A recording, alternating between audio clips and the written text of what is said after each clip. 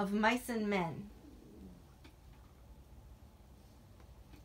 Chapter 1, Part 2.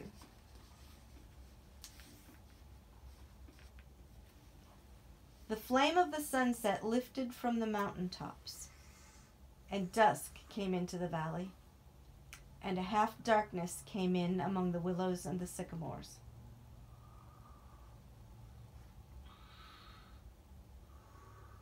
A big carp rose to the surface of the pool, gulped air, and then sank mysteriously into the dark water again, leaving widening rings on the water. Overhead, the leaves whisked again, and little puffs of willow cotton blew down and landed on the pool's surface.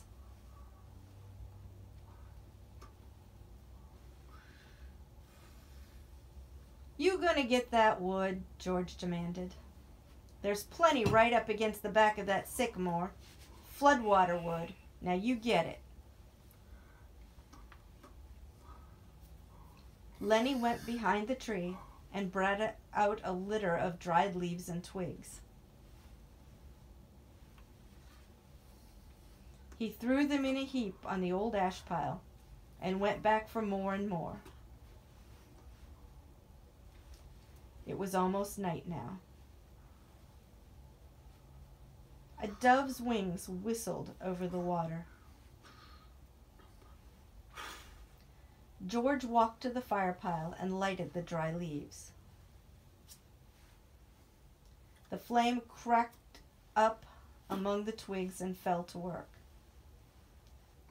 George undid his bindle and brought out 3 cans of beans.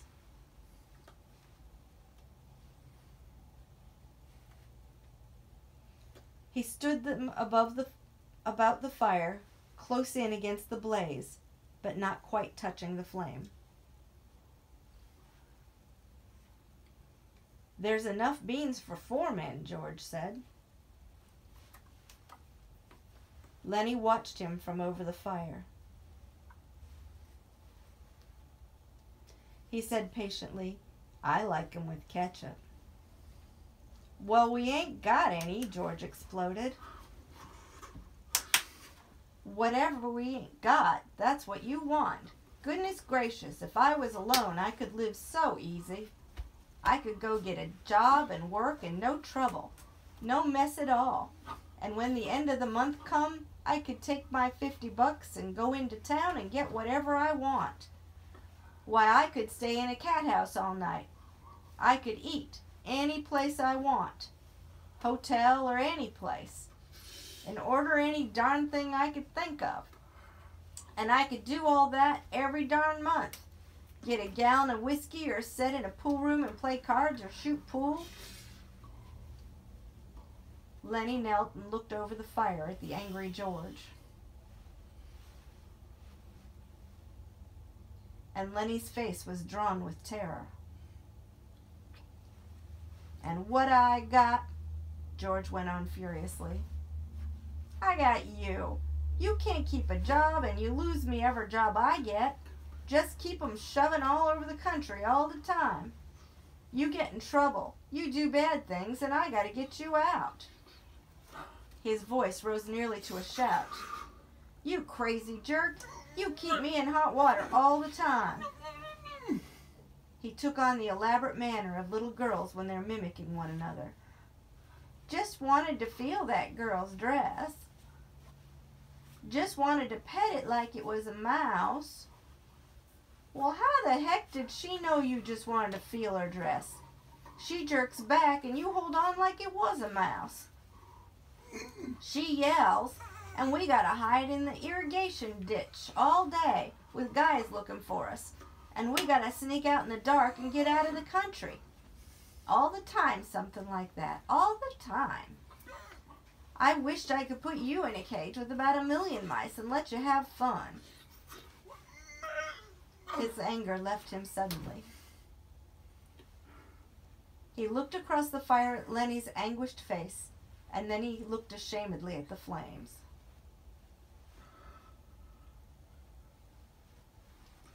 It was quite dark now, but the fire lighted the trunks of the trees and the curving branches overhead. Lenny crawled slowly and cautiously around the fire until he was close to George. He sank back on his heels. George turned the bean can so that another side faced the fire. He pretended to be unaware of Lenny so close beside him. "George," very softly. No answer. "George, what do you want?" "I was only fooling, George. I don't want no ketchup. I wouldn't eat no ketchup if it was right here beside me." "But if it was here, you could have some." "But I wouldn't eat none, George. I'd leave it all for you. You could cover your beans with it, and I wouldn't touch none of it." George still stared morosely at the fire. "When I think of all the swell time I could have without you, I go nuts. I never get no peace." Lenny still knelt. He looked off into the darkness across the river. "George, you want I should go away and leave you alone?" "Where the heck could you go?" "Well, I could. I could go off in the hills there. Someplace I'd find a cave." "Yeah? How'd you eat? You ain't got sense enough to find nothing to eat." "I'd find things, George. I don't need no nice food with ketchup. I'd lay out in the sun and nobody'd hurt me. And if I found a mouse, I could keep it. Nobody'd take it away from me." George looked quickly and searchingly at him. "I been mean, ain't I?" "If you don't want me, I can go off in the hills and find a cave. I can go away any time." "No, look, I was just fooling, Lenny. Of course I want you to stay with me. Trouble with mice is you always kill 'em." He paused. "Tell you what I'll do, Lenny.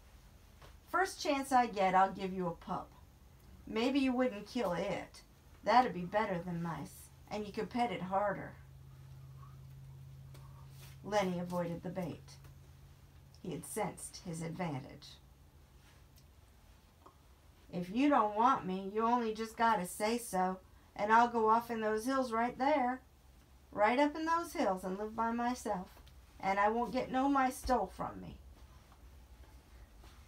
George said, I want you to stay with me, Lenny. Good grief, somebody'd shoot you for a coyote if you was by yourself. No, you stay with me. Your Aunt Clara wouldn't like you running off by yourself, even if she is dead." Lenny spoke craftily. "Tell me like you done before." "Tell you what?" "About the rabbits." George snapped. "You ain't gonna put nothing over on me." Lenny pleaded. "Come on, George, tell me. Please, George, like you done before." "You get a kick out of that, don't you? All right, I'll tell you, and then we'll eat our supper."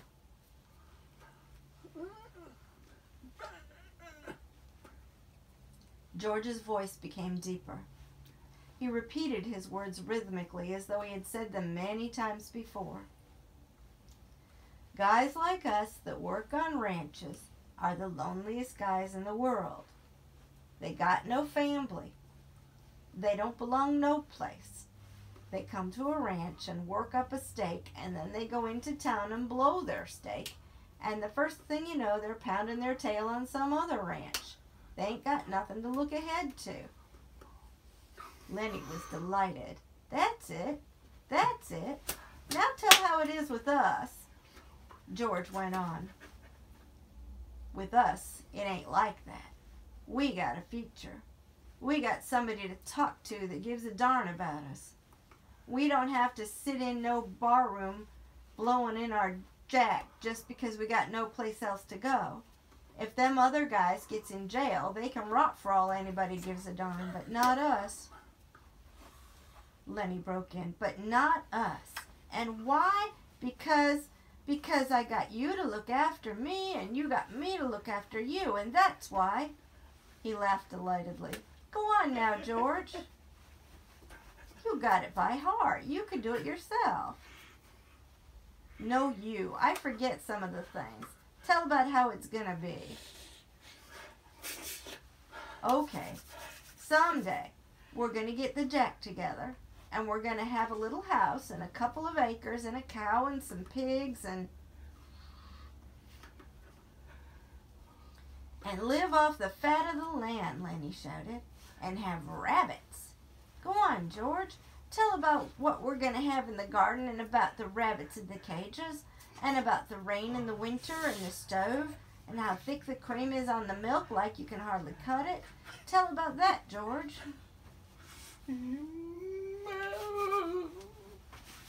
Why don't you do it yourself? You know all of it. No, you tell it. It ain't the same if I tell it. Go on, George. How I going to tend the rabbits? Well, said George, we'll have a big vegetable patch and a rabbit hutch and chickens. And when it rains in the winter, we'll just say the heck with going to work, and we'll build up a fire in the stove and sit around it and listen to the rain coming down on the roof. Nuts. He took out his pocket knife. I ain't got time for no more. He drove his knife through the top of one of the bean cans, sawed out the top, and passed the can to Lenny. Then he opened a second can. From his side pocket, he brought out 2 spoons and passed one of them to Lenny.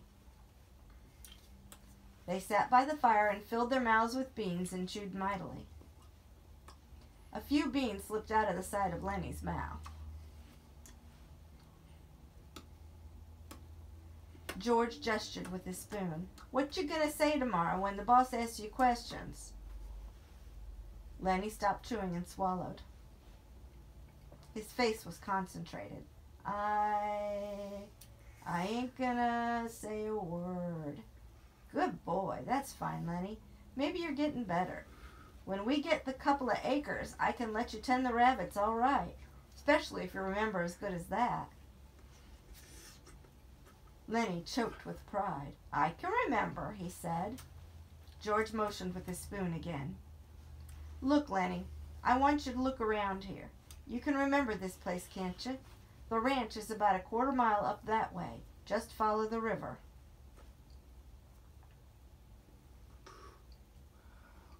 Sure, said Lenny, I can remember this. Didn't I remember about not going to say a word? Of course you did. Well, look, Lenny, if you just happen to get in trouble like you always done before, I want you to come right here and hide in the brush. Hide in the brush, said Lenny softly. Hide in the brush till I come for you. Can you remember that? Sure I can, George. Hide in the brush till you come. But you ain't going to get in no trouble because if you do, I won't let you tend the rabbits. He threw his empty bean can off into the brush.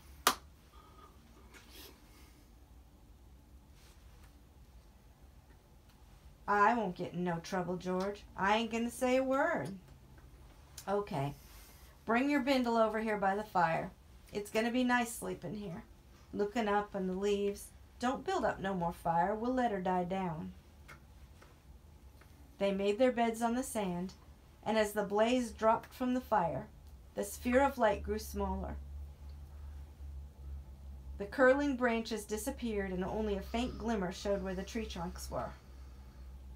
From the darkness, Lenny called, George, you asleep? No, what you want? Let's have different color rabbits, George. Sure we will, George said sleepily. Red and blue and green rabbits, Lenny. Millions of them. Furry ones, George, like I seen in the fair in Sacramento. Sure, furry ones. 'Cause I can just as well go away, George, and live in a cave. You can just as well go to hell, said George. Shut up now. The red light dimmed on the coals. Up the hill from the river a coyote yammered, and a dog answered from the other side of the stream. The sycamore leaves whispered in a little night breeze.